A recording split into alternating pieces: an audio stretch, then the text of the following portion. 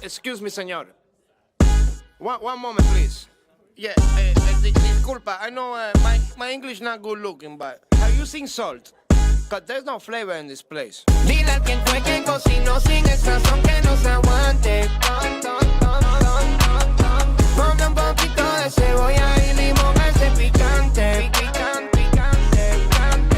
Ese mangú no me lo como. Le hace falta sal y huele a mojo.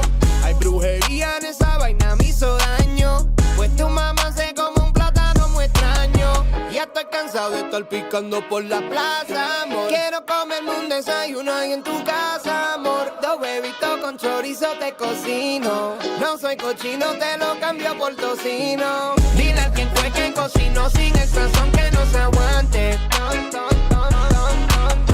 Ponle un poquito de cebolla y limón a ese picante.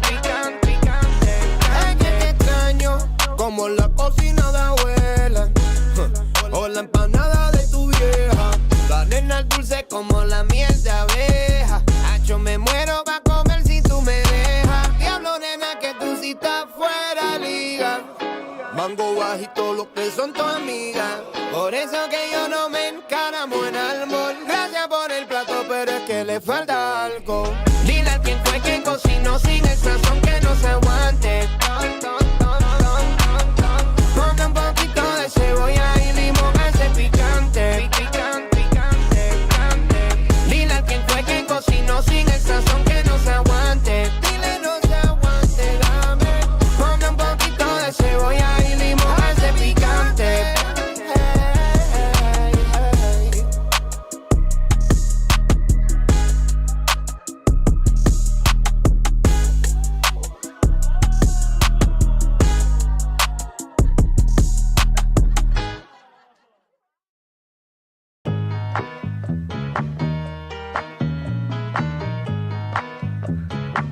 Yo con lo mío quiero gozar. Dale pa' acá, dale pa' allá. Se prendió la fiesta, se prendió la fiesta.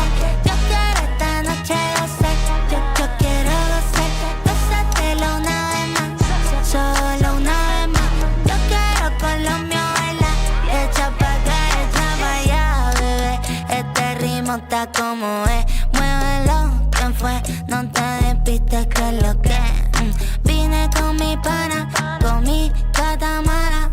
Mi dominicana, colombiana y venezolana. ¿Dónde están las mexicanas? Muévelo, muévelo, no veo a mi boricua. Sacúdelo, oh, oh, oh, oh. El ambiente está fresco, el ritmo lo siento. Aquí se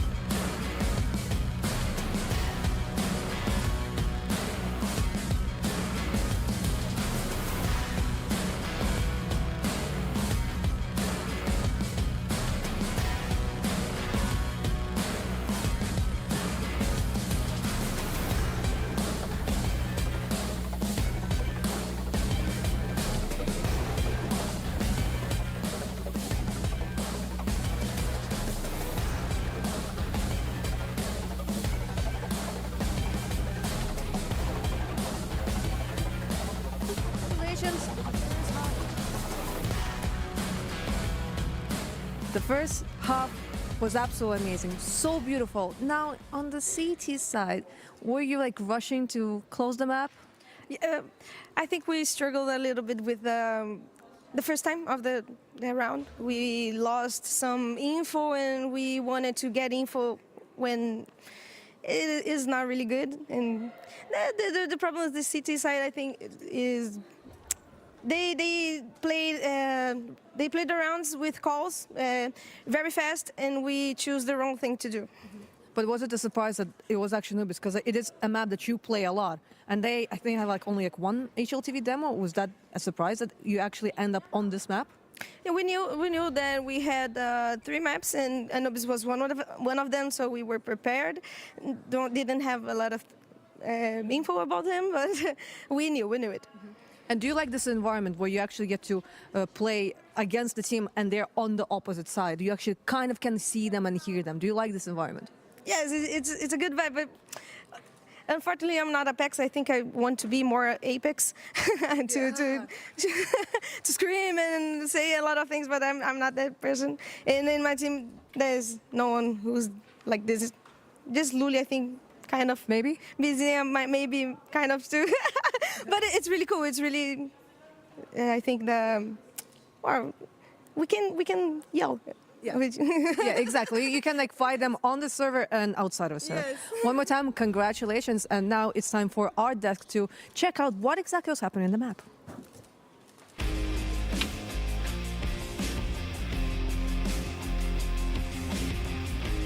FURIA, one of the favorites for this competition, close out their first game 13-10.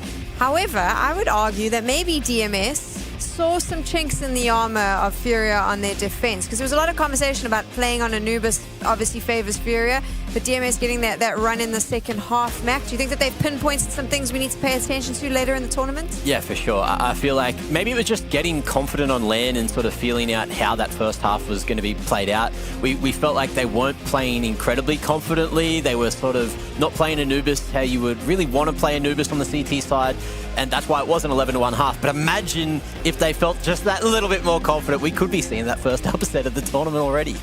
Hanka, what was it that DMS was able to capitalize on in that second half to get some more rounds on the board against FURIA? I think in general we saw both really strong T sides on this map. Both teams lacked a lot of movements on CT side. Like, I cannot say that both teams were super uncomfortable to watch, in my opinion. But luckily for FURIA, they started T, so they had this like really out of runs in the back, and I think it was the reason they won in the end, because in the end match got really tough and DMS found their way to like counter FURIA's aggression, FURIA's the decisions basically. So I was pretty surprised, but they found their way, really. They did find their way. It's a good showing for your first time. Let's talk a little bit about our standout player, though, because we did have a chance in that first half to really see why a lot of teams are probably scared about facing FURIA. Yeah, Lula tense. You know, individually, I just had a quick look. 17 out of the 21 kills were headshots. That's an 80.9% headshot percentage, which is crazy to go through a whole game, get that many kills, and just be shooting heads every single time. You know, winning a couple of clutches in there as well to make it as one-sided as it was. And then also just like a couple of openings, playing on the wings, denying any aggression for DMS, denying any information, and pretty much denying the game, which, look, it almost didn't happen, but look, it was Lulu Tens, as well as, you know, Gabs and Carr, who fired up in the second half to really make that one happen. What did you think about Lulu Ten's performance, Hanka? She always performed great. Like, she's one of the best players I've ever seen, to be honest, because she plays so confident. It's so hard to play against her because she's cold-blooded all the time. She's not scared to make hard decisions, hard risk. And I remember that against her, like, at some point nothing was working because she's just really, really good. Really, really good. It is the first day of our group stages here at ESL Impact. So I just want to remind you, it's best of ones the whole day. What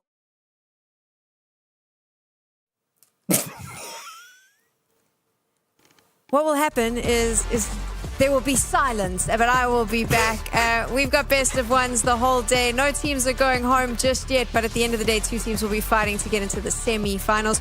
We'll move to our second game right after this.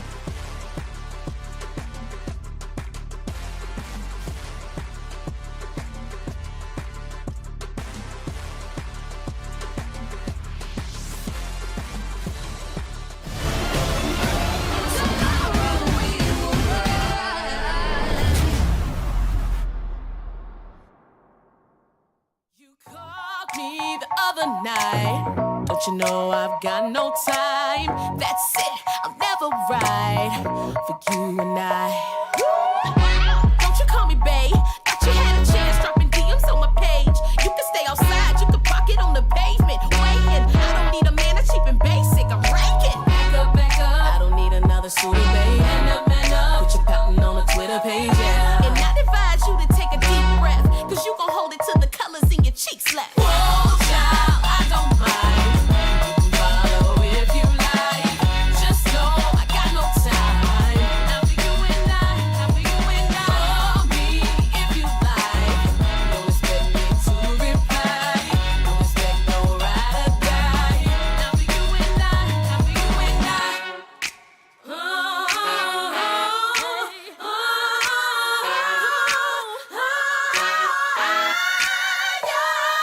What makes you think I want it when I treat you like a ghost? Take this man home, everybody else already knows I'm the only one I need, you're the one that needs to grow. I ain't playing, boy, turn around and walk it out the door. You've got to go. For the love of God, for the love of God. Watch, baby, I don't mind. Just stand home, yeah. Televised, you don't need to come by. From a distance, though. Whoa, child, I don't mind. Follow if you like. Just know I got no time. Now for you and I, now for you and I. Call me if you like. Don't expect me to reply. Don't expect no ride or die.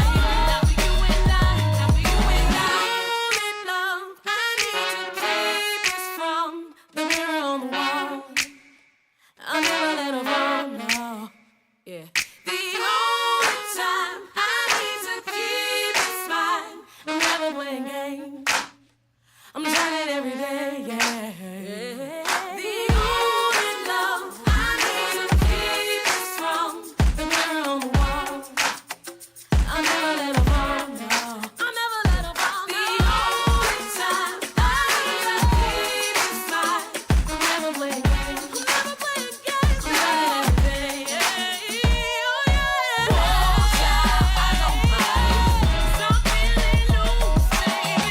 No chance to lose, baby. No need for you, baby. Whoa, child, I don't mind. Stop on your new, baby. Let's stop for you, baby. Boy, you so crazy. Whoa, child, I don't mind. Follow if you like. Just know I got no time. Now for you and I, now for you and I. Call me if you like. Don't expect me to reply. Tomorrow we will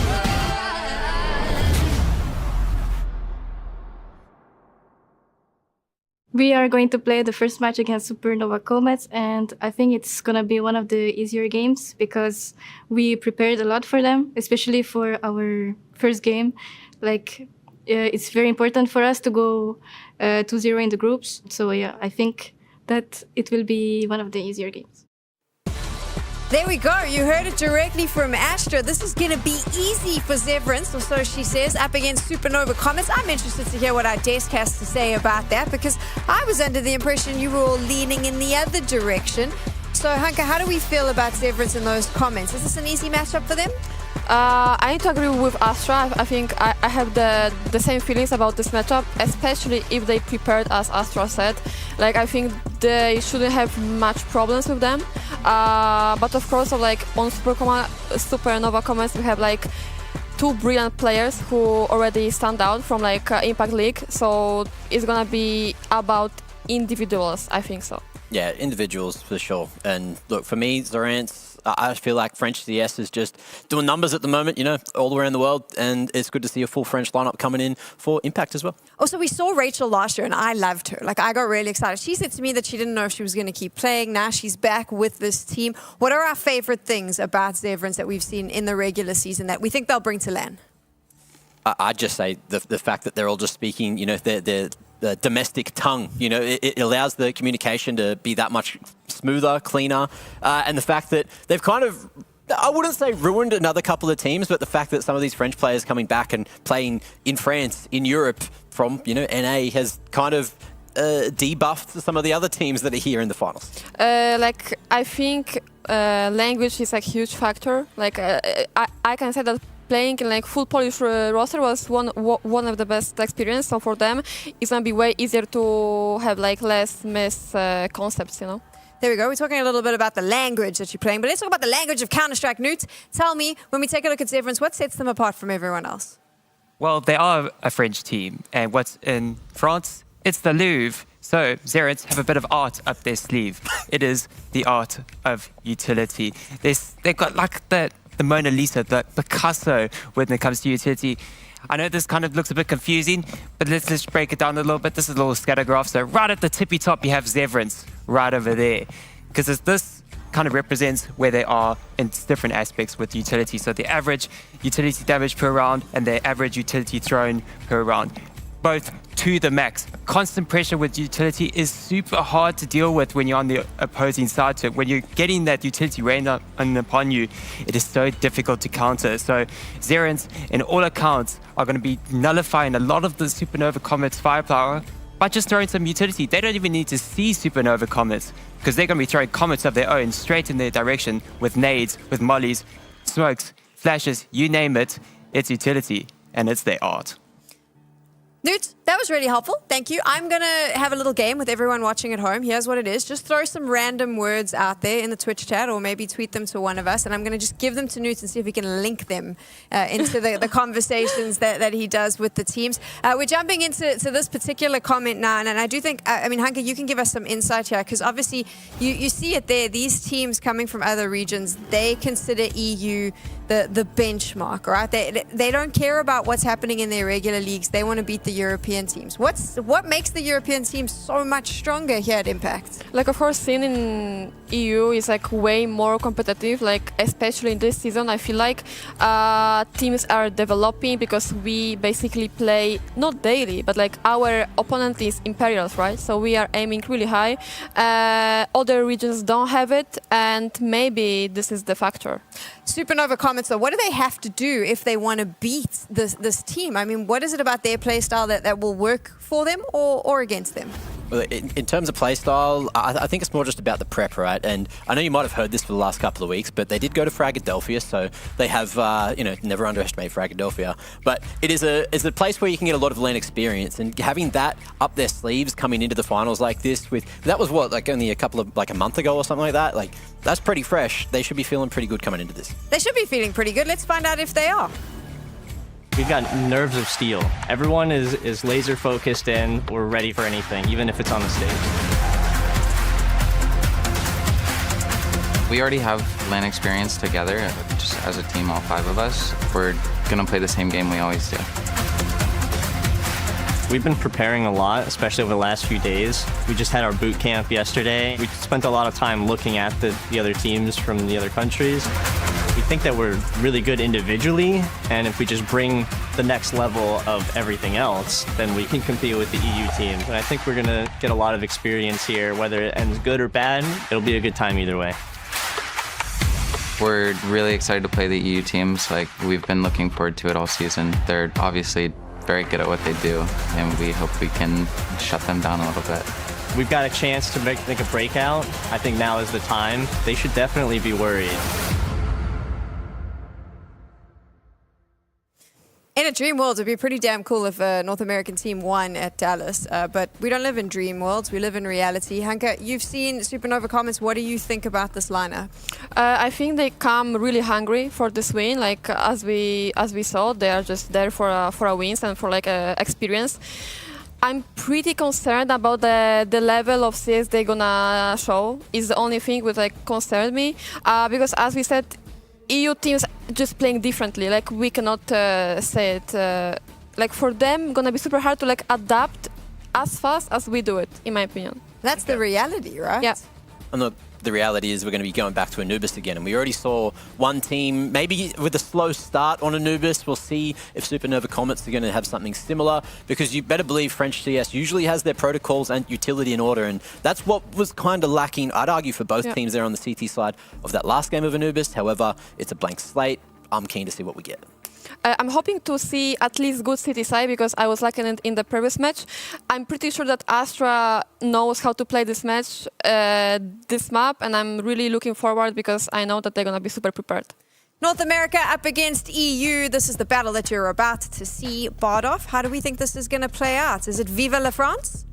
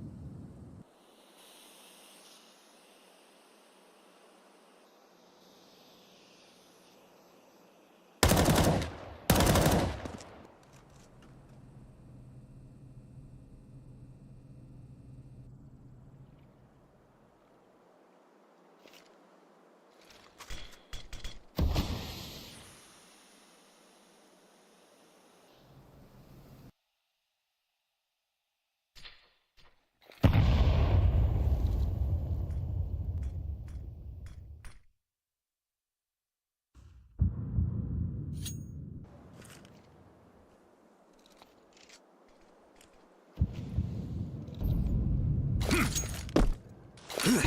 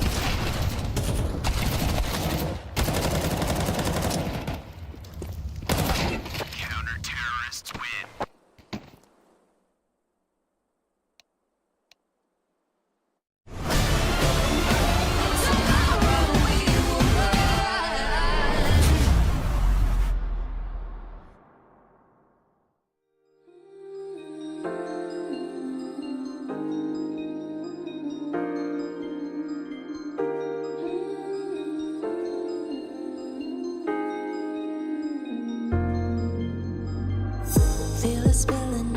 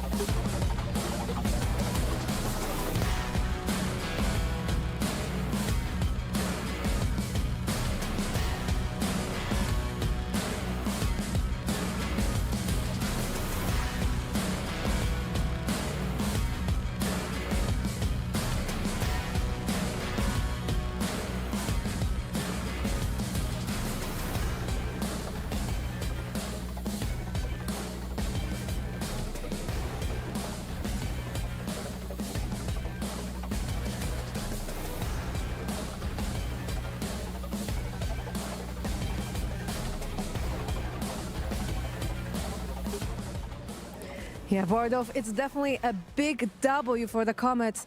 Finally, at an Impact LAN, you managed to succeed. How does it feel? Really good, great, incredible. I'm very happy with how that game went. But this is like the first time you actually won a series on an Impact LAN specifically. Do you think like that now you finally have the needed pieces in order to, you know, not just win like a series, but actually go to the playoffs?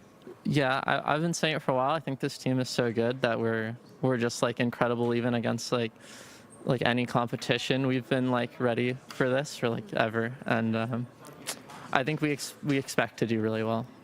And could you actually hear your opponents? Because every time they were taking a round, they were yelling. Was that in any kind of way like influencing on the state of the team? No, I was so locked in. I didn't even realize. You didn't even hear it. I wasn't even like, I was like zoned in. I didn't even know.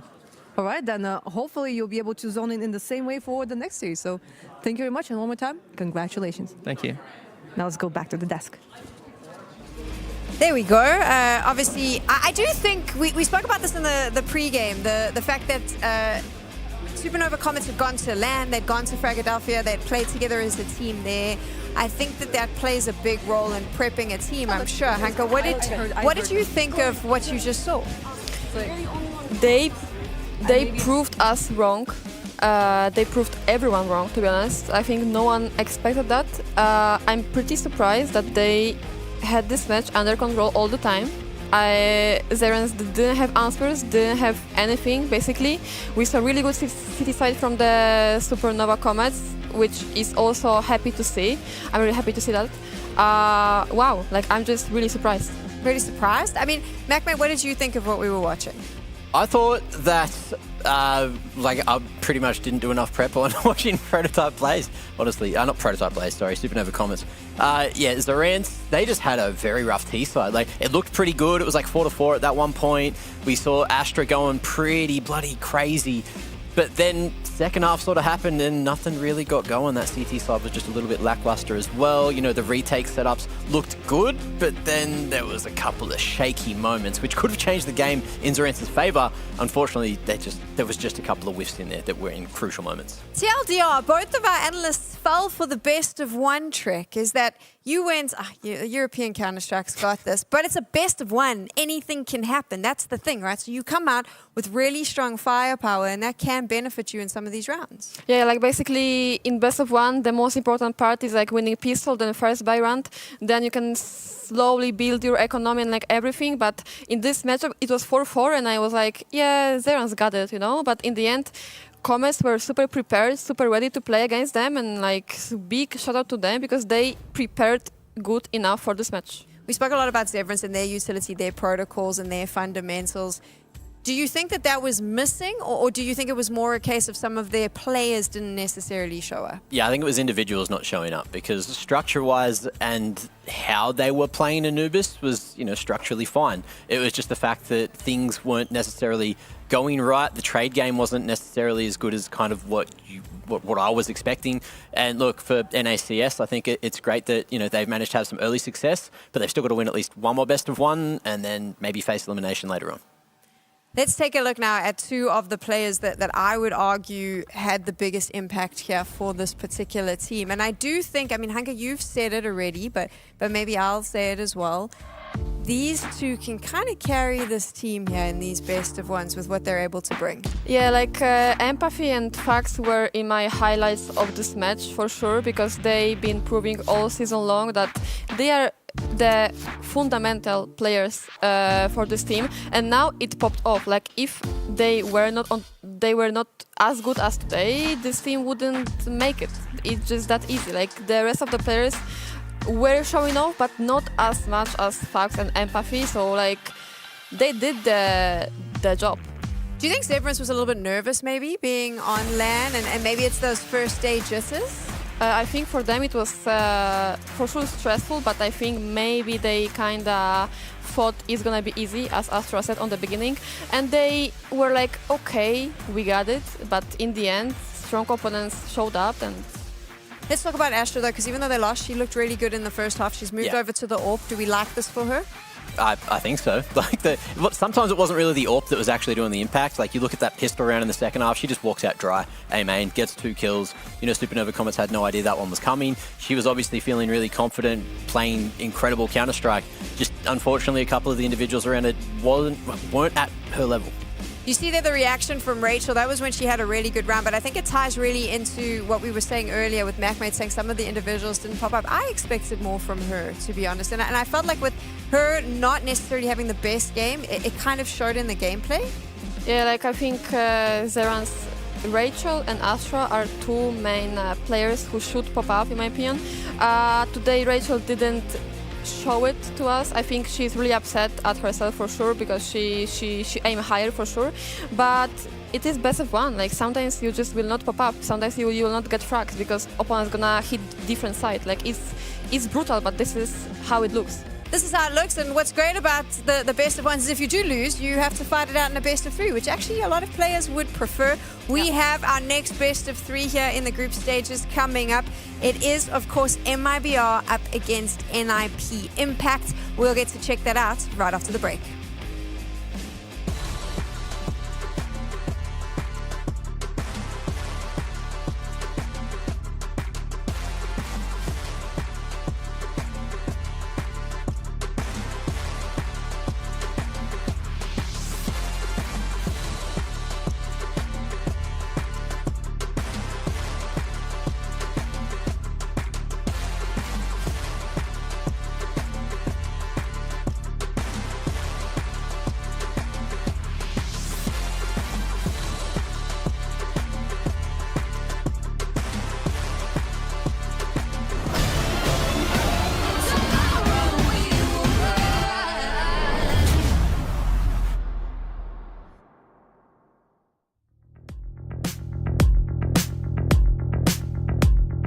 Hungry for attention, you're so hypnotic. Take me for a ride, I'm feeling nauseous. Oh, I'm delicate, just like the pick-me flower that you're crushing. Feelings out of guard, you say they're valid. Take me to the party, buy me drinks, I guess I'm lucky. Pull me apart, like when I'm broken. I don't wanna wait for you to make me cry. Turning black and blue from where you fall. Feel like I'm dying, dying. Deep down inside, I'm crying, crying. But I'm holding it, cause you say I'm a cry, cry, baby. But I'm holding it, cause you say I'm a cry, cry, baby. Feel like I'm dying, dying. Deep down inside, I'm crying, crying. But I'm holding it, cause you say I'm a cry, cry, baby. But I'm holding it, cause you say I'm a cry, cry, baby.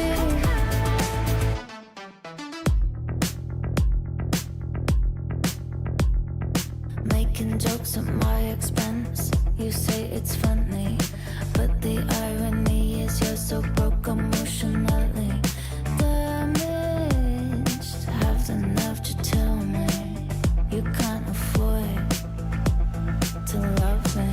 Think about my body with somebody else, hope it feels like hell. Feel like I'm dying, dying. Deep down inside, I'm crying, crying. But I'm holding it, cause you say I'm a cry, cry, baby. But I'm holding it, cause you say I'm a cry, cry, baby. Feel like I'm dying, dying. Deep down inside, I'm crying, crying. But I'm holding it, cause you say I'm a cry, cry, baby. But I'm holding it,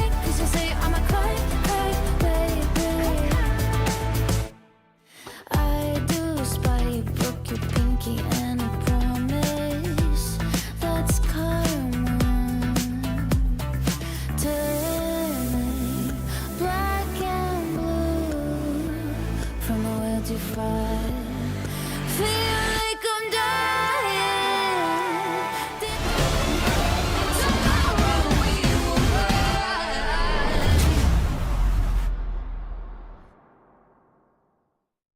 The game against NiP, I feel very confident and also very excited because the girls are new and they are young like me, some of them. I've already talked with them outside the game, so I feel that it's gonna be a game really fun for me, and I feel excited because I've never played against NiP. You can hear it there from Poppins. So many young players in the server for this matchup. And if you'd asked me at the start of the day, I would have said this is probably going to be the closest battle we see. I'm not wrong, because we've already seen some close ones. But here we go, jumping into it. Ninjas in pajamas up against MIBR. Let's focus in on the Brazilian stars first.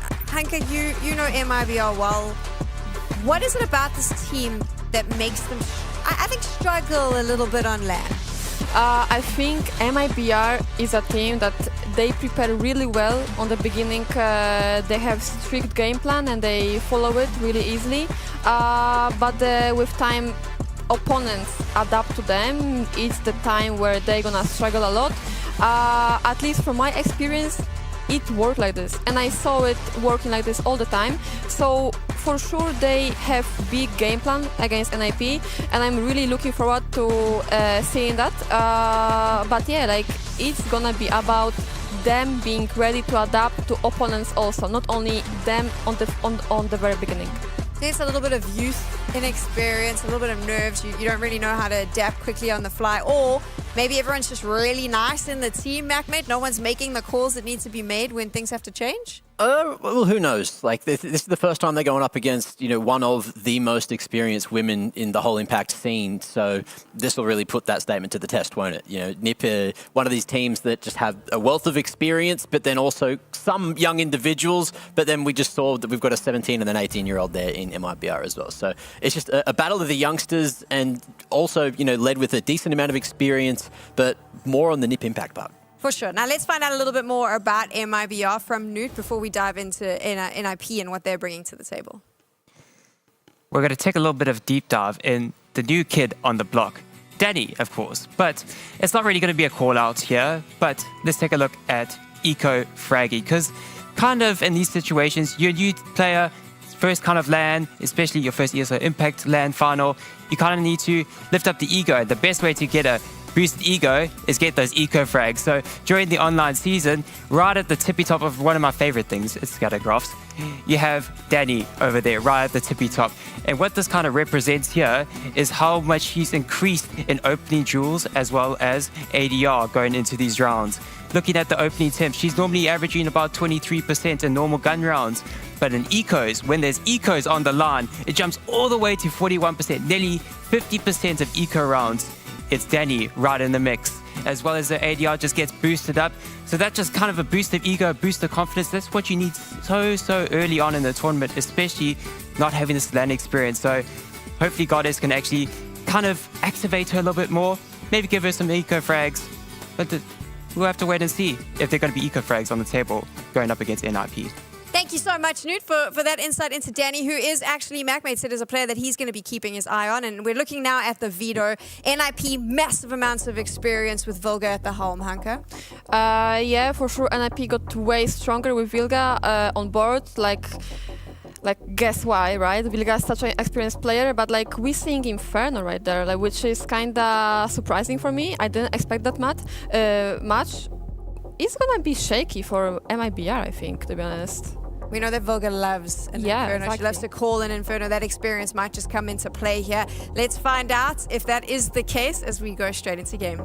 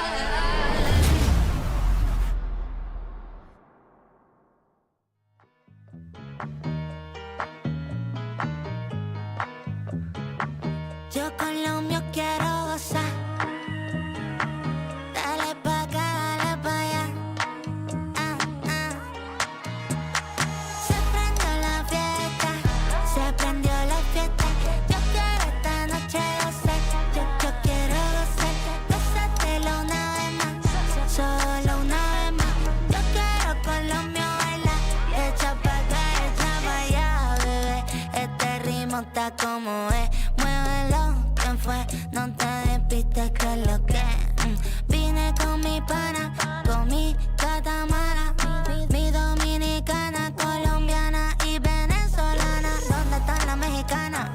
Muévelo, muévelo, no veo a mi boricua. Sacúdelo, oh, oh, oh, oh. El ambiente está fresco, el ritmo lo siento. Aquí se prendió el party, vente a mover el esqueleto. Yo quiero gozar, gozar, quiero gozar, gozar. Vívetela, vívela, vívete, vívela. Pues solo quiero disfrutar, la vida disfruta. Vente para mí, deja la pena, déjala, déjala, deja la pena, déjala, déjala, deja la pena. Y vente pa' acá, vente pa' acá, echa pa' allá, pa' acá, pa' allá, acá. Ya, really, de lunes a viernes pa' librar los fines. Pásame un shot que cobré estos chiles. La paso bien gastando los miles. Con mi combo no te metas. La familia no se toca, se respeta. Con mi combo no te metas. La familia no se toca, se respeta. Aquí estamos todos happy. La rutina siempre contra mí. Me relajo, cero estrés aquí. Vente a la fiesta, vente al party. Vente al party. Los carros en la calle suenan pi, pi, pi. La pasamos bonito y el juego siempre puesto en la TV. Yo quiero gozar, gozar, quiero gozar, gozar. Vívetela, vívela, vívete, vívela. Hoy solo quiero disfrutar, la vida disfruta. Vente para mí, deja la pena, déjala, déjala, deja la pena, déjala, déjala, deja la pena. Y vente pa' acá, vente pa' acá, echa pa' allá, pa' acá, pa' allá, acá.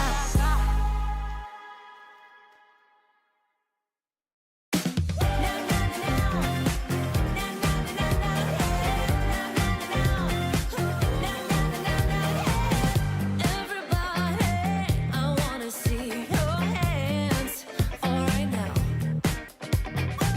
Let's tomorrow we will rise.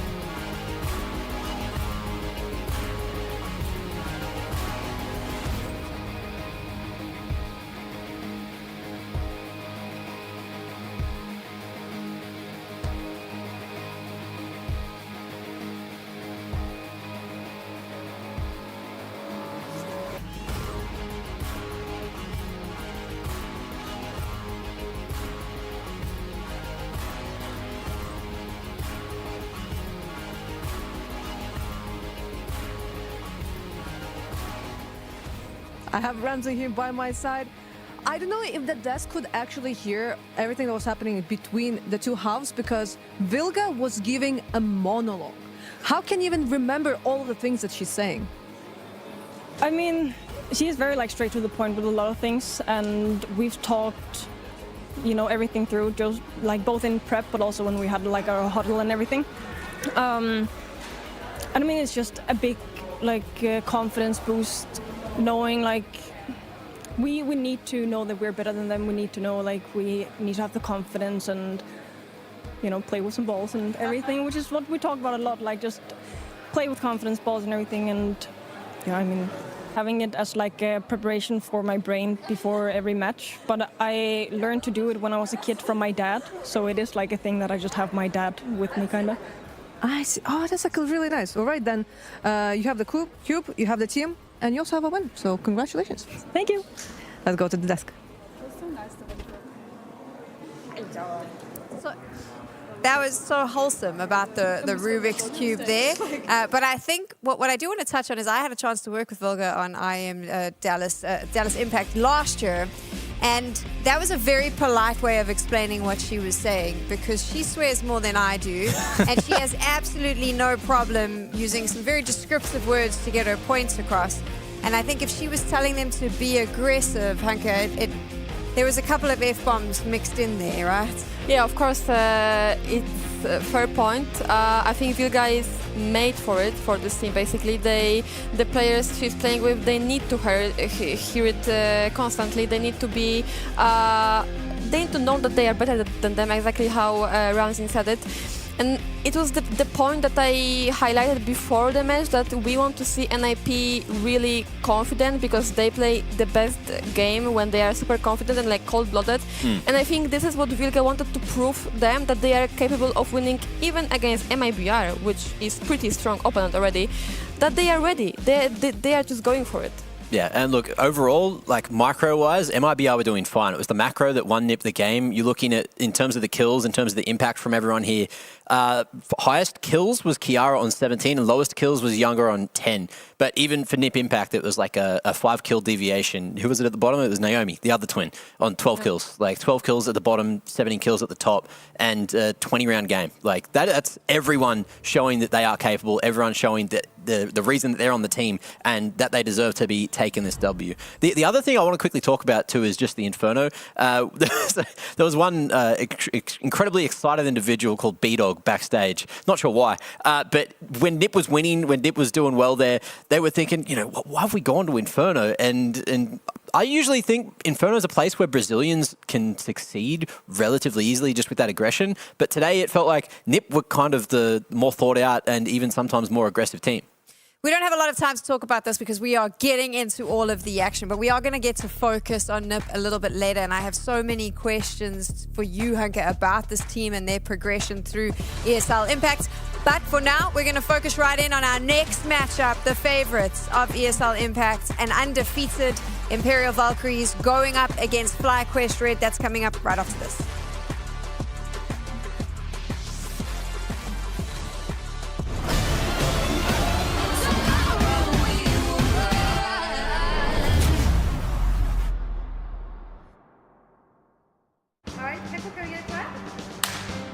Damn, how did you get yours so like... So loud? Yeah. Years of experience. Damn. Years of experience. That's actually like, I don't want to get on your bad side.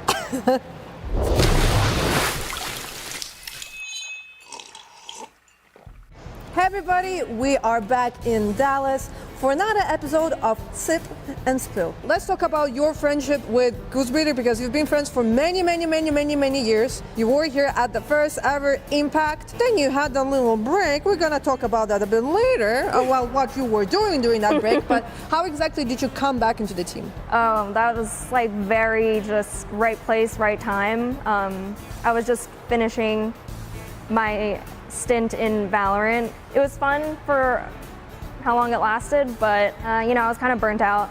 So I was at my last tournament of the year, actually in Dallas, up at the Complexity facility. And at that time she was like, oh, like, hey, like, what are you doing? And I'm like, I'm chilling. And I was just thinking, if I'm not playing Valorant, I might as well pug. I haven't played CS2 or CSGO since I left. Yeah. So me and her were pugging, and it was really fun.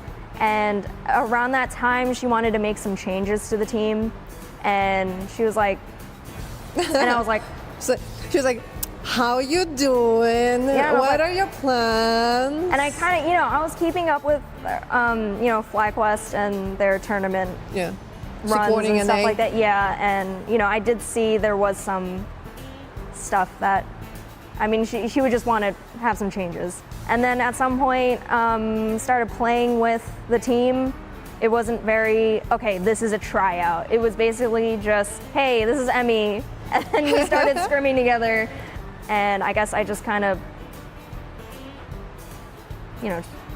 joined the team at some point. I was like, okay. Yeah. But this is actually the fourth time that we are here in Dallas for Impact, and you were at the first one. How different is the scene? How much did it change? Oh, girl. We used to all kind of know each other pre-COVID, but now I came into the CS2 scene, haven't played the game, and I don't recognize a lot of the players that are playing, and it is it's not as tight-knit as it was before. I think now NiP, they're great, very close with Vilga. The Imperial team, always super nice. We always talk whenever we were at events and stuff like that. But the rest of the girls I've yet to, talk to. I want to, make our community tight-knit again, and so that's probably the biggest change when it comes to Impact, is coming back and not recognizing a lot of players. One thing that actually not me, production, I found out that you have a motorcycle? Oh, yeah, I do. So is that your main way of transportation? No, so a friend got me into motorcycles. She got a motorcycle too, just to commute from home to college. And a lot of my friends just around me were getting into motorcycles, and I was just like, okay, I'll try it. I unfortunately did not bring it down to Texas, only because the roads here are crazy. You get onto the freeway and it's insta 80 miles per hour. That's actually fast. And it's sitting in storage at home, so when I go up, I'll be able to ride it. It's waiting for you. It's like a little baby. Yeah. Who's please come back. All right, but do we have now a plan for Sunday? Yes. Yes? Okay. We're not going to show that, but we will definitely have a plan for Sunday. It's tea. It's tea, exactly.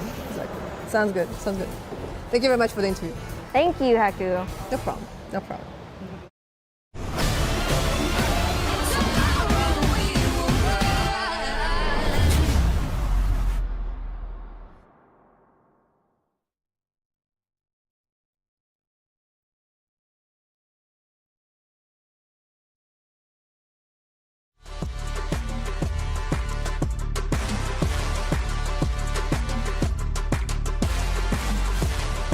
Welcome back to ESL Impact Grand Finals. Coming to you live from Dallas. The big matchup of the group stages is now here. Imperial Valkyries up against FlyQuest Red. Let's not beat around the bush. Imperial Valkyries are undefeated in ESL Impact. They are more than likely going to make the Grand Finals. So let's talk about FlyQuest Red, because at the start, many years ago, this was the team that everyone thought was the potential dethroner. But season on season, their form has dropped. Their results have dropped. And now, Hanka, coming into the finals, they're not even the top team in their region. What is going on? Yeah, I think it was a really big thing for them, falling to second place in the region. I think that they kind of stopped their development at some point during the whole seasons, because I don't want to say never, but it's so hard for them to perform good on LAN. Of course, NA region is pretty dominant, but two teams. But EU and different regions are going further all the time, LAN by LAN. They are getting better. I didn't see it from FlyQuest, to be honest. Well, look, they also lost their IGL going into this season, which is, generally a huge hit. Someone else has to take the leadership role, and it feels like, maybe that burden was shared by multiple individuals, because you've got some of the heavy hitters maybe not being the star carries anymore. Maybe that's BBN on your screen. Her stats have significantly dropped off since, the last couple of seasons. But maybe it's because experience is a factor. She's been releasing a lot of content and just under like theory of Counter-Strike as well, which has been really enjoyable to watch. But everyone around her as well, you got to believe that, you know, that's what they're learning. They're trying to adapt and learn together and succeed as a team. And I feel like that's what we have to focus on here is how well they can do up against Imperial Valkyries, because they are going up against the biggest dogs straight away. Well, that's the thing, right? So we keep talking about how their form is dropping off, and now you're going up against a team that is undefeated at ESL Impact and it is very difficult to beat. So I suppose the question needs to be posed to Newt. How do you beat Imperial if you're FlyQuest Red? Thing. Looking at all the stats, everything just points to Imperial. So, like, what can you do? But I found one. I found a chink in their armor, so to speak. Yeah, a single stat. Literally just one. We'll be honest, it was just one. So these are the round win rates and depending on Imperial's bar type compared to the opponent team. So when a better bar situation, they have the better bar against the opponent, equal bar, they're on the same playing field. But the worst bar situation, this comes a bit interesting. So I'm going to throw this question to the desk. Out of 28 rounds that Imperial has been in a worst bar situation, how many do you think they've won? 20. 20? 30. 30 out of 28. Don't worry. 25. Okay. Maths is not my strong point either, so I'm not even going to try. Well, it's 2. Oh. They won Nice. 2. 7% win rate in worst bar situations. Compared to the other teams, it's about 30%. So this is a vast difference. So I know this is going to be a difficult situation for FlyQuest to even get into that predicament when they would have the better bar and Imperial will have the worst bar. But this is their best opportunity. So they're going to have to capitalize on these worst bar situations because those 7.1%, they have won 2. So hopefully it's not against them. Holy hell, that's depressing if you're FlyQuest Red. So basically, like, you have a very small chance of beating Imperial. That's where we're sitting. Yeah, I thought the narrative of that was going to be completely flipped the opposite direction, Yep. but it was just so dire. So 7%, that's not a lot. Wow, that is how I get to throw it to the commentators. We have new casters on the table. Wow, it's just hopeless and sad and depressing. Lucy B-Dog, I'm so sorry that this is how you get introduced to the grand finals.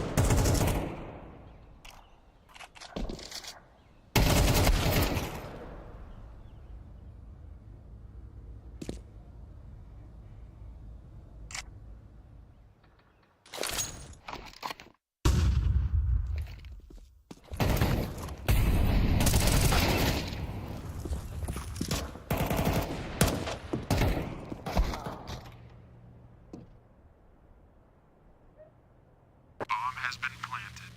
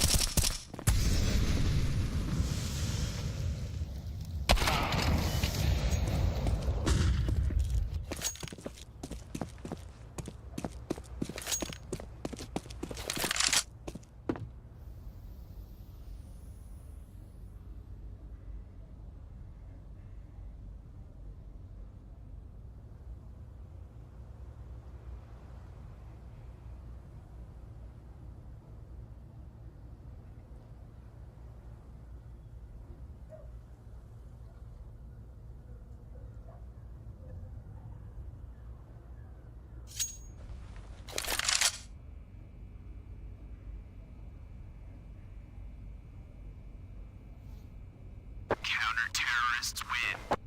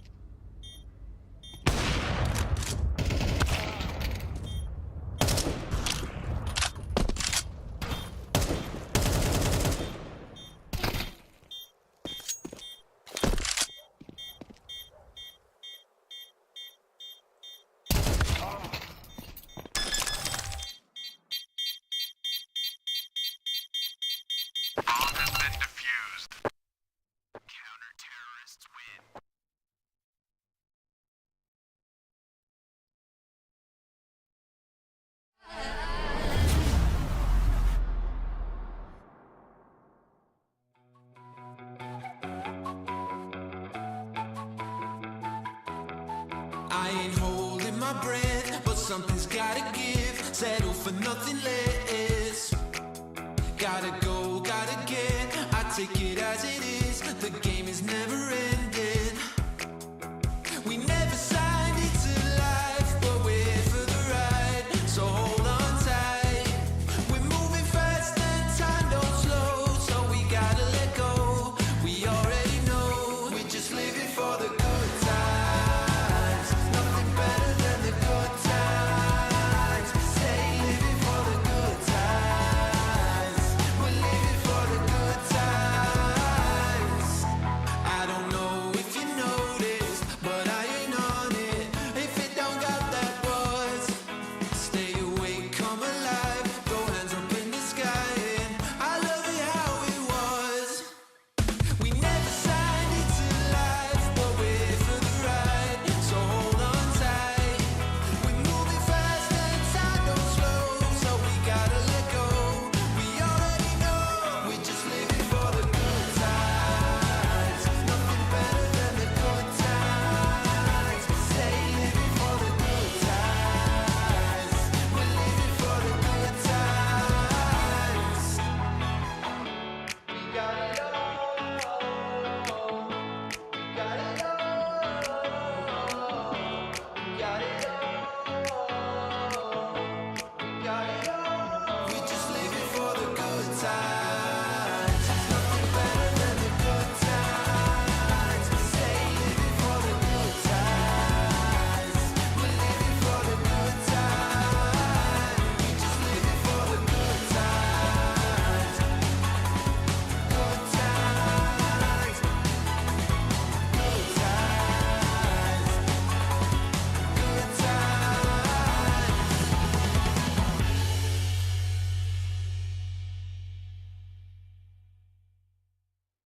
You called me the other night. Don't you know I've got no time? That's it, I'll never ride for you and I. Don't you call me babe? Thought you had a chance dropping DMs on my page. You can stay outside, you can park it on the pavement. Waiting, I don't need a man that's cheap and basic. I'm ranking. Back up. I don't need another suitor, babe. Man up. Put your pouting on a Twitter page, yeah. And I advise you to take a deep breath, cause you gon' hold it till the colors in your cheeks left. Whoa, child, I don't mind. You can follow if you like. Just know I got no time. Not for you and I, not for you and I. Call me if you like. Don't expect me to reply. Tomorrow we will ride.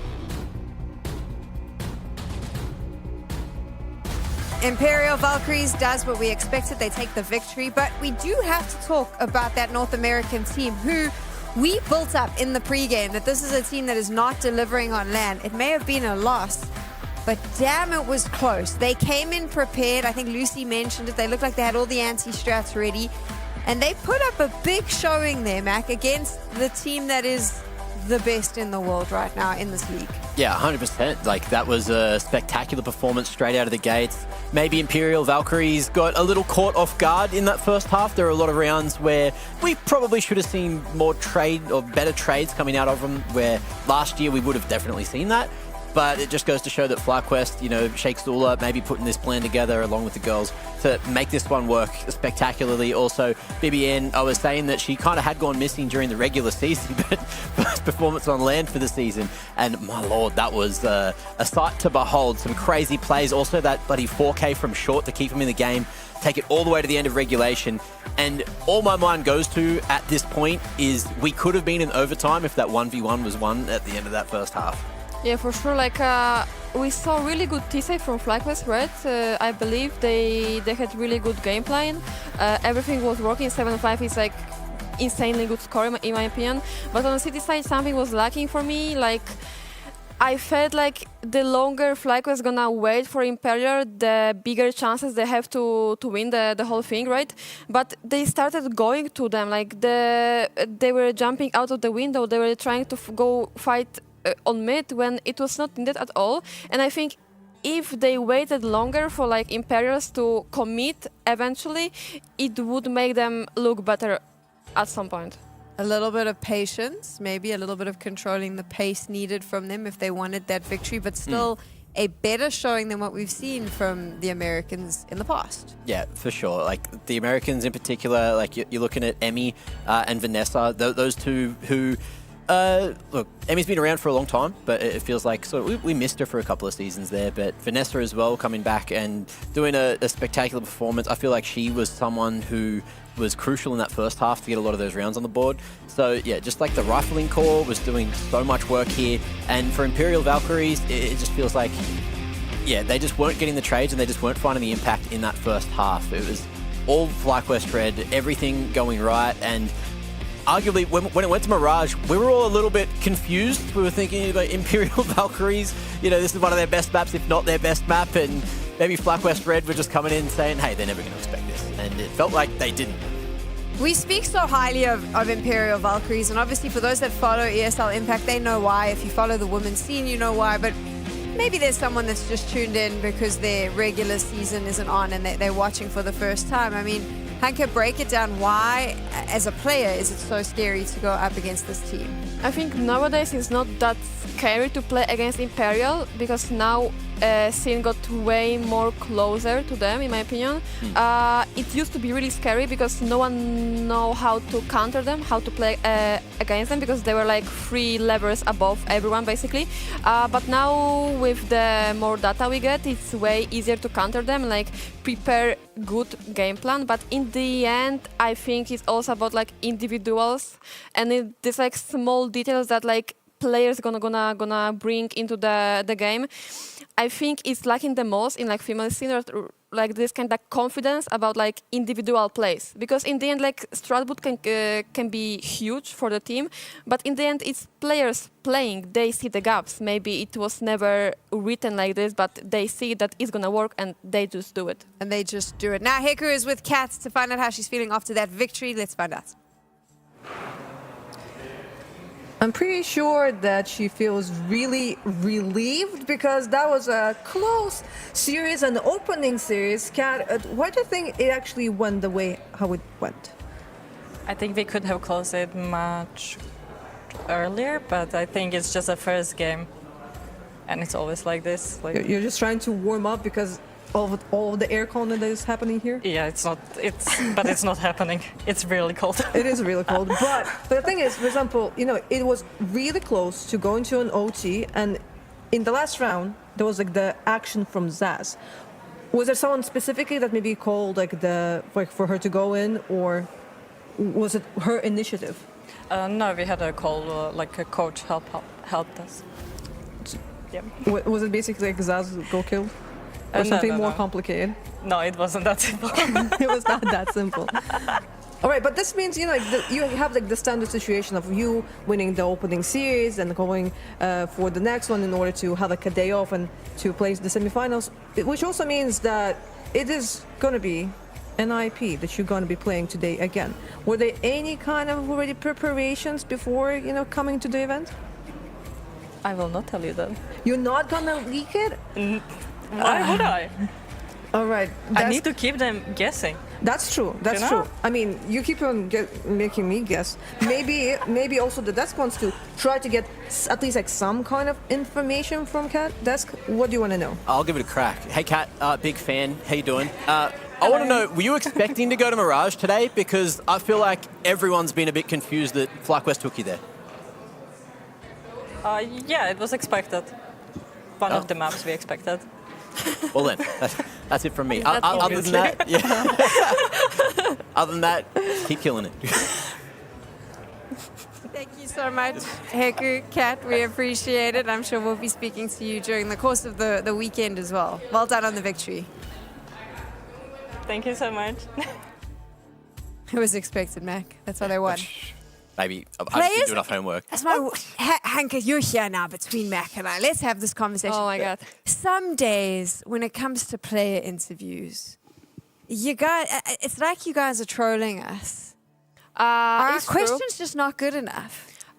It's us trolling you, basically. Okay. It's like just, you know, I mean, it's up to the player, but I saw many players just like typically trolling you just for like fun.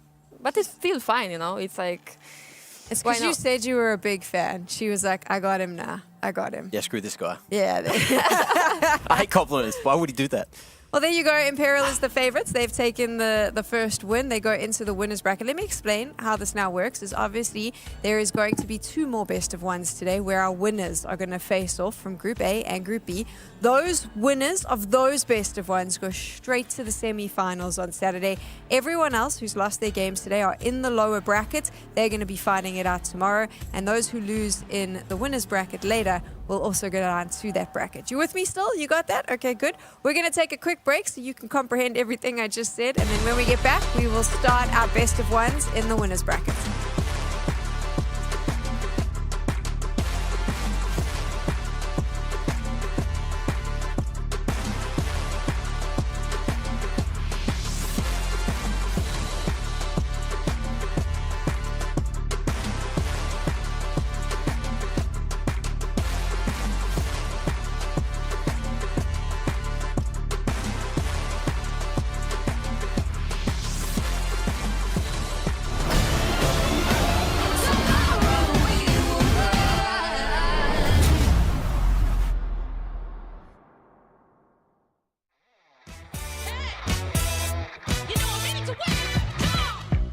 Had enough of these bros. Said they wanna play ball, but they always get mad anytime we beat that. They don't tell us so though. They pretend they got gold. We should put them on blast. The man can't stand such an upset. Your window's closing, you notice. You never lose so bad. You should expect it. You know I'm coming up. I'm coming up. Hey, no time to run, no games. Your time has come today. Just stopping by to say we're taking over. We're made of this. We're taking over. You know what time it is. We're taking over. We're made to win. We're taking over. Woke up this morning feeling like $1 million bucks. Tell me how you feel knowing you get no love. Wait a minute now. All wins, no losses. Watch out, fill my cup. If you can watch me rise up to the top, you can learn how to pick it up. Pick it up now. Your window's closing, you notice. You never lose so bad. You should expect it. You know I'm coming up. I'm coming up. Hey, no time to run, no games. Your time has come today. Just stopping by to say, hey, come on. We're taking over. We're made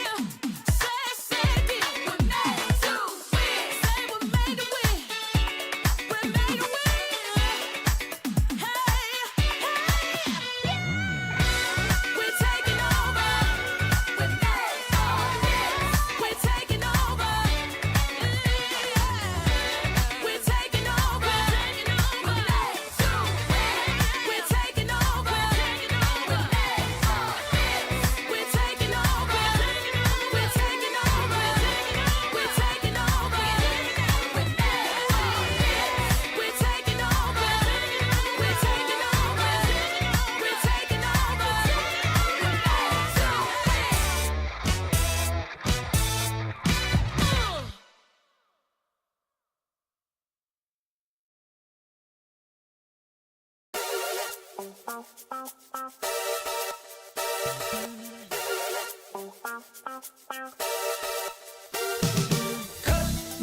out like a photo from magazine. Cold dead eyes, all tied up in the web of your fantasy. Little white lies, scandalous, scandalous, scandalous, and scandalous. It's in your heart, scandalous. Scandalous, scandalous, scandalous. No big surprise. Headlights creeping up and down the boulevard. Dialing 666. Hey, can I speak to God? Helicopter spinning in the cold night sky. Underneath the stars, it's an eye for an eye. All tied up in the web of your fantasy. Scandalous, scandalous, scandalous, and scandalous. It's in your eyes. Scandalous, scandalous, scandalous, and scandalous. No big surprise. Hey, young boy, can I speak to God? Speak to God. Hey, young boy, can I speak to God? Speak to God. Tomorrow we will rise.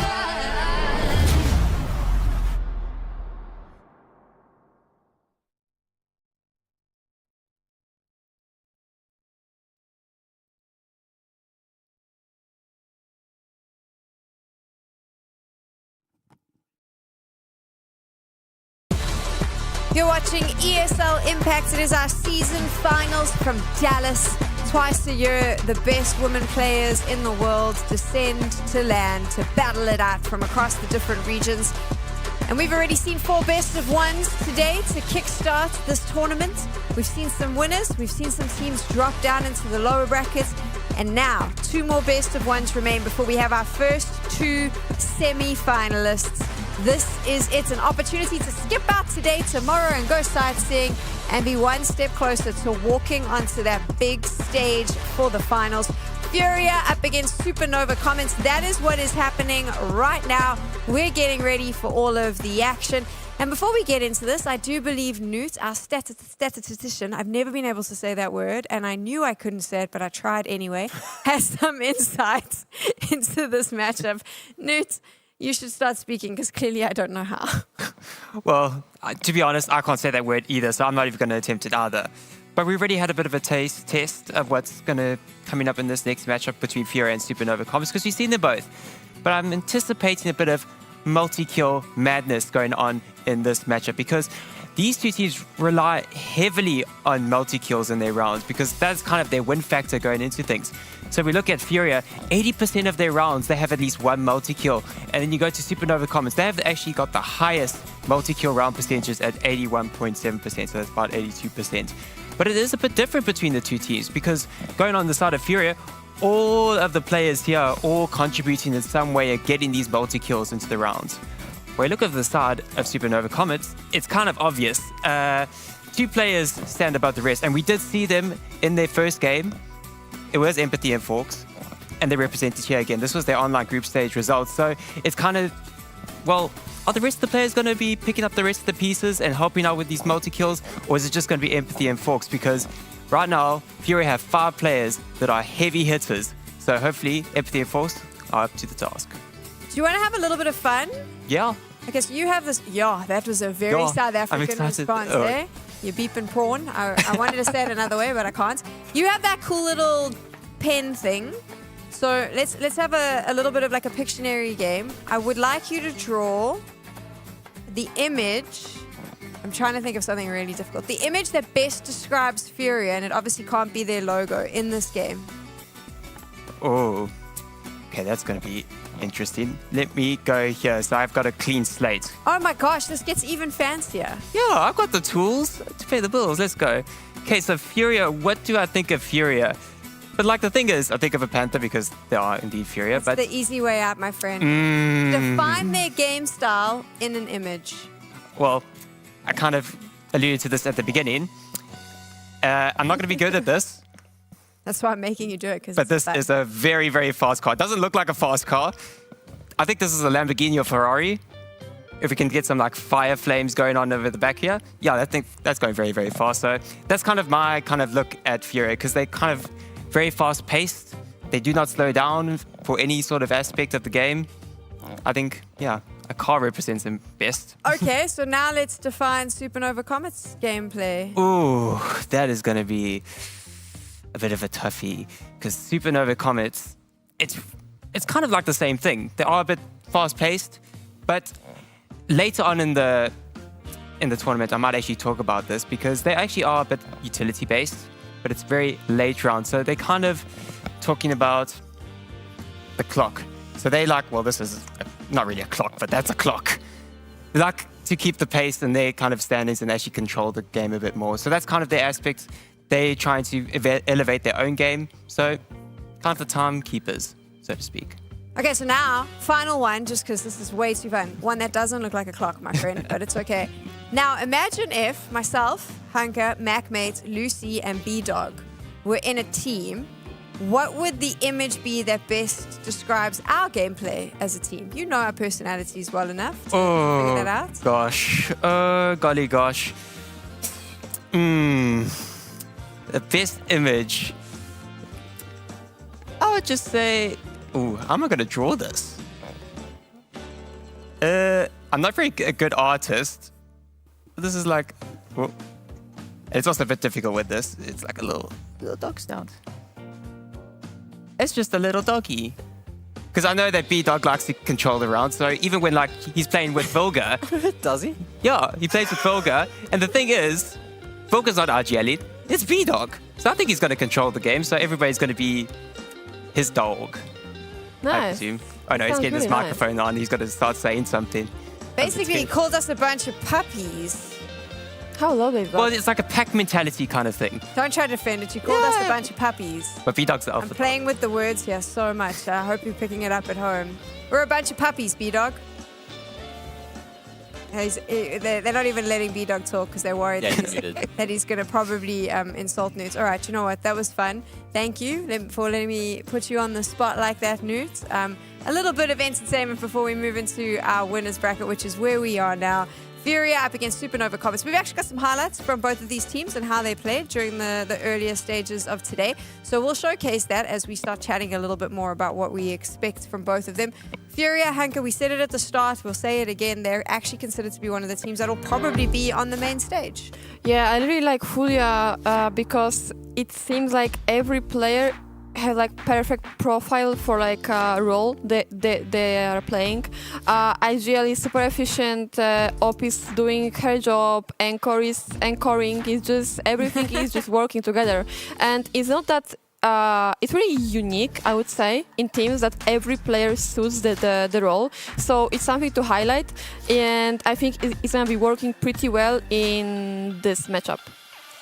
Do you believe that, have you heard, like, there was that discussion going for a while, I can't remember who brought it up, but how players, their actual personalities allow them to play better in specific roles as opposed to others as well? Do you think FURIA have that going on as well, or do you not really know them on a personal level? I know that they're really hardworking people, so in my opinion, there is nothing that... For example, I've been anchoring, I've been star rifling, and it's only about how much effort you're gonna put into the role. So I'm sure that they all are pretty solid players, you know, on like every profile. My question to you is from a fundamentals point of view and the setup. We obviously got to see them on Anubis. What did you think of how they played that particular map? we saw already FURIA having really good times on T side on Anubis. I think they're gonna show it again. They've been struggling a lot on city side, so I'm kind of concerned about their city side right now. They need to step up with like decisions and like individual decisions, taking map control, I think. On the other hand, I see Supernova Comets as a pretty strong contenders on this map, like not gonna lie. They showed really good city side, which is pretty awesome on this map. So it's gonna be basically real battle. Well, we don't know what the map is yet because the veto hasn't come up, but I'm presuming, because both of these teams played Anubis earlier, a best of one is always a handshake, right? So they've already handshaked on Anubis in other matches. They might just do it here as well. So yeah, we have only this data from today, basically. Yeah. So it looks like it. I would love to see Anubis, to be honest, because we only have confirmation that this is gonna be crazy match. So what did you think of the two teams in their Anubises earlier on, Mac? I'd argue like a little bit shaky, but that's kind of what you expect when it comes to best of ones. You don't get your best map, you don't get your worst map, you sort of get one of those maps that are kind of in the middle. And yeah, I feel like they've had a little bit of time to sort of tighten things up. So surely they've gone back and spoken about what was going wrong for both teams earlier, and you can clean that up. You know, you've got an hour. Like Hanka, when you were there playing like the best of ones last couple of Impact lands as well, what would you do in that hour and a half between your first best of ones? Like, I think you will not change much. It's only about like being super aware what was not working and trying to make it work somehow. So now it's only about mistakes, and both teams made a lot of mistakes in general. So both teams need to basically step up to like win this match, in my opinion. So they had to do this task in this meantime when they were waiting. We're waiting obviously for the vetoes to come in because we are just presuming that it'll go to Anubis. We could be wrong though. It is a best of one, so yeah, I'm not going to put too much power into the map pick here. I don't think that's really going to be the win factor. Here it is. Let's walk it through and see how this one plays out, Mac. I think you are on the money. I think I'm on the money. I think everyone's on the money. It was Anubis. So look, if you're... I don't know if FURIA was expecting to play Supernova Comets in this game or if they were kind of thinking Zerance would be the team to make it through. But that being said, both teams have shown their game plan on Anubis earlier, and it all goes down to exactly what you're doing in this one to try to get that edge, maybe make a couple of adjustments going into it to at least have stronger CT sides, because it felt like, you know, at least for FURIA, their CT side was lacking somewhat in comparison to their T side. And then if you look at Supernova Comets as well, they were arguably a bit stronger on the CT side. I think they got 8-4 at the half before they flipped it around, and that's when things started to go wrong for them. So it'll be an interesting matchup, and I hope we get to see a bit more firepower from Supernova Comets, because arguably, look, they're this sort of up-and-coming lineup with a lot of heavy hitters in the lineup, and FURIA, they've been around for a while. So Supernova Comets being the more unknown team and wanting to make NACS great again, I think they're trying to make it happen. Very, very different opposition for both of these teams. Also, we've only had 4 games today, and we've seen Anubis. We will be seeing Anubis 3 times now. So there you go. Clearly the popular map pick. One of the comments that we made at the end of the Supernova win was that they are very reliant on Forks and Empathy to kind of go kill, right? Which was a game plan at the end there. Kind of like those two go off, you do the shooting. Against FURIA, does that work? Or is FURIA experienced enough, do you think, to shut those 2 players down? I mean, it has to work. Otherwise, it's going to be fast win for FURIA, I guess. But I would love to see Supernova like playing equally, because it would matter that the whole team is kind of composed together, and I love to see it in teams. I'm not looking for like superstar. I'm basically waiting for like super good team play, and I hope we're gonna see it. Yeah, I think on paper we should be getting Too Fast, Too FURIA in this game. Maybe later on we'll get Fast and FURIA, Tokyo, whoever they play next. You never know. At this leave point, the wordplay to Newt, my friend. Leave the wordplay to Newt. I will try. Look, however he can figure out to make the third one work, good luck, mate, because Tokyo Drift, it's a banger. Is it fair for me to say that neither of these teams looked as good as I was expecting them to look on Anubis? Yeah, exactly. Like I think this map is pretty pretty risky to pick, at least in my opinion, in best of one, because as I said, this map need to be played in a way. You need to get moving around the map all the time. You cannot stay still, and it's really demanding map. Like you cannot make mistakes, which these two teams did to win it easily. What do you think is the best game plan? If you were leading a team on Anubis, Hanka, how would you go about strategizing for this one? I think it's really T-sided map, so I would start from T for sure, and I would start with some conditioning over the map, because it's really easy on this map to just move opponents with only conditioning. So I would use that for sure, and in the end it's only about numbers. Like we need to have numbers on T side, committing to the sides. Splits are pretty strong, but it's only about execution. I feel like even going on side with when it's 3 cities on the side. For T's, it's still doable and it's still good to commit.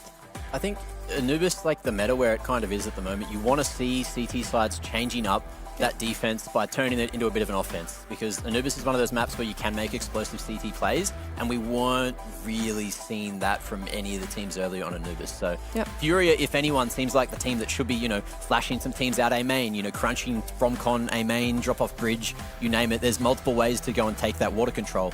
And I just don't think we were really seeing it earlier, so maybe that's an adjustment that I'd love to see.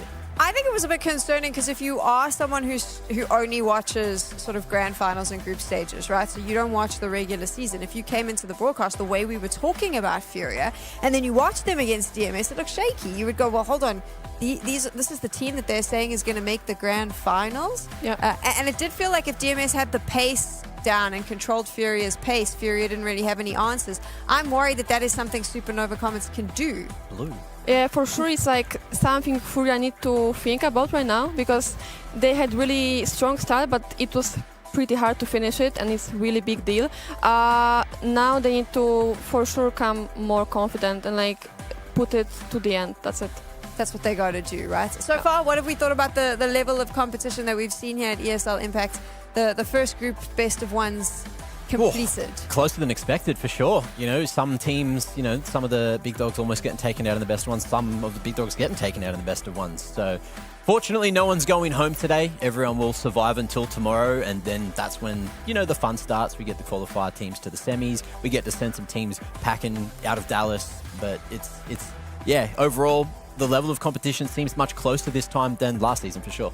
What have you thought about the level of competition, Hanka? It's going higher and higher with every season, and to be honest, I love to be proved wrong. When I say that this team gonna win and I'm just proved wrong, it's just fantastic for me. I couldn't feel happier, because it only shows that it's so hard to predict, and teams feel it also inside of they are just playing. They might think that it's gonna be easy match, but in the end, wait, they are super prepared, super shooting hard. So it's really entertaining to watch, but it's also entertaining to play, because you need to higher up your game style all the time. You need to react real-time game to everything what is happening. For sure. We've had very close games here in our best of ones on day number 1, and now we find out which team is the first to make it through to the semi-finals of ESL Impact. That is what is about to take place. Supernova Comets facing off against FURIA. Let's get straight into the game.